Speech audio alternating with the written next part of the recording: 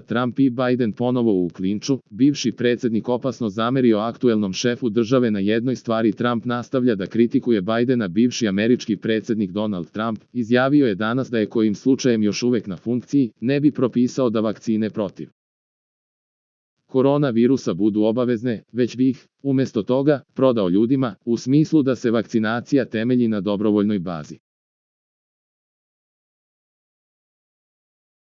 Predsjednik SAD Joseph Biden najavio je prošlog meseca da će većina zaposlenih u državnim ustanovama morati da se vakciniše ili da se suoči s gubitkom posla, ali i da kompanije sa 100 ili više zaposlenih moraju da zahtevaju od radnika da se vakcinišu ili da se redovno testiraju. Ne bih nikome rekao, moraš.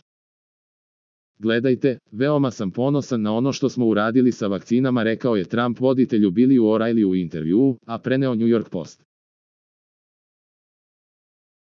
Trump je u intervjuu istakao da su za manje od 9 meseci, za vreme njegove administracije, u Americi proizvedene 3 vakcine i da one zaista dobro rade. Trump je dodao, da bi on uveravao ljude da se vakcinišu, a ne bi ih prisiljavao. Uverio bih ljude da prihvate da se vakcinišu, ne bih ih prisiljavao. Dok sam bio predsjednik, nije bilo govora o obaveznoj vakcinaciji. Svi su želeli vakcinu. Sada mnogi ljudi to ne žele, istakao je Trump. Trumpova administracija predvodila je razvoj vakcina protiv koronavirusa, vladinom operacijom Warp Speed, koja je potrošila milijarde u razvoj i kupovinu vakcina, navodi New York Post.